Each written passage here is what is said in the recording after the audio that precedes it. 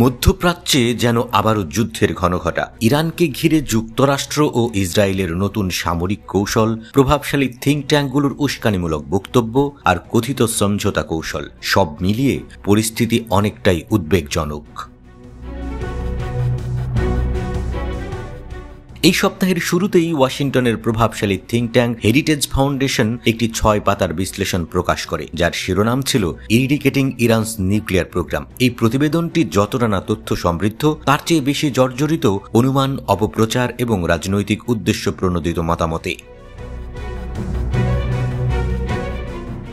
প্রতিবেদনটিতে দাবি করা হয়েছে 2024 সালের শেষ দিকে ইসরায়েলের সীমিত বিমান হামলায় ইরানের আকাশ প্রতিরক্ষা ব্যবস্থা পুরোপুরি ধ্বংস হয়ে গেছে, কিন্তু রিপোর্টের আসল বার্তা ছিল আরও স্পষ্ট।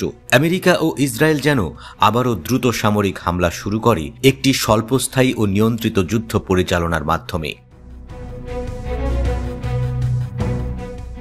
এই মুহূর্তে মধ্যপ্রাচ্য নিয়ে নতুন করে উদ্বেগের কারণ হয়ে উঠেছে আরেকটি প্রভাবশালী মার্কিন think tank Washington institute for nearest policy. এই প্রতিষ্ঠানটি দীর্ঘদিন ধরেই ইসরায়েলের ঘনিষ্ঠ অবস্থান থেকে যুক্তরাষ্ট্রের নীতি নির্ধারকদের প্রভাবিত করে আসছে। সম্প্রতি WINEP একটি আলোচনার আয়োজন করে, যেখানে অংশগ্রহণ করেন সাবেক ইসরায়েলি রাষ্ট্রদূত মাইকেল হার্জগ। আলোচনাটি সঞ্চালনা করেন বাইডেন প্রশাসনের সাবেক কর্মকর্তা ডানা স্ট্রোল। স্ট্রোল আলোচনায় একটি গুরুত্বপূর্ণ তথ্য প্রকাশ করেন। তিনি বলেন, ইরানে হামলার পেছনে প্রধান ভূমিকা রেখেছে মার্কিন ইসরায়েলি সামরিক মহড়া জুপিটার ওক এক্সারসাইজ। হার্জগের বক্তব্য ছিল আরও বিস্ময়কর। তিনি বলেন, ইরান পুরোপুরি ভুলভাবে ইসরায়েলকে পড়ে ফেলেছে। 2023 সালের 7 অক্টোবরের পর ইসরায়েল আর আগের মতো নেই। তিনি আরও দাবি করেন, 2024 সালের নভেম্বরেই ইরানে হামলার সিদ্ধান্ত চূড়ান্ত হয়েছিল। এই মুহূর্তে ইসরায়েল ও যুক্তরাষ্ট্র যে আবারও ইরানের ওপর সামরিক আক্রমণের পরিকল্পনা করছে তার গোপন নয়।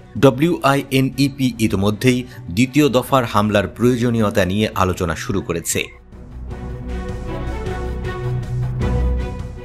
ইসরায়েলের প্রধানমন্ত্রী নেতানিয়াহুর বারবার বলা লিবিয়া মডেলের কথা আজ আবার উঠে এসেছে, যার মানে হচ্ছে সম্পূর্ণ আত্মসমর্পণ অথবা সরকার পতন। ইতিমধ্যে ইরানে কার্যত উত্তেজনার আগুনে ঘি ঢালছে মোসাদের গুপ্তচর নেটওয়ার্ক। নানা জায়গায় ছড়িয়ে ছিটিয়ে থাকা সহযোগীদের মাধ্যমে তারা চালাচ্ছে কোয়াড্রপ্টার ড্রোন হামলা। অপরদিকে শাহ আমলের নির্বাসিত পুত্র প্রতিদিনই দাবি করে চলেছেন ইরানি শাসন ব্যবস্থা ভেঙে পড়ছে, কিন্তু বাস্তবে তার প্রতি দেশে কোনো গণসমর্থন দেখা যাচ্ছে না। এই পরিস্থিতি যদি গভীরভাবে পর্যালোচনা করা যায়, তাহলে পরিষ্কার হয়ে যায় ইরানের পরমাণু কর্মসূচি আসলে কেবল একটা অজুহাত। আসল উদ্দেশ্য হল ইরানি সরকারের পতন ঘটানো, কারণ তারা মার্কিন আধিপত্যের বিরোধিতা করে এবং ফিলিস্তিনিদের পক্ষ নেয়। ওয়াশিংটনের প্রভাবশালী ইসরায়েলি থিঙ্ক ট্যাঙ্কগুলোর কেবল যুদ্ধ নয়, বরং এমন এক ধরনের কঠোর কূটনৈতিক চাপ প্রয়োগ করতে চায় যেখানে ইরানের কাছে আত্মসমর্পণ ছাড়া আর কোনো পথ খোলা থাকবে না। তবে প্রশ্ন রয়ে যায়, এই উত্তপ্ত পরিস্থিতি কোন পথে যাবে? আরও একটি যুদ্ধ, নাকি আরও একটি অস্থির ও অসম শান্তি চুক্তির দিকে?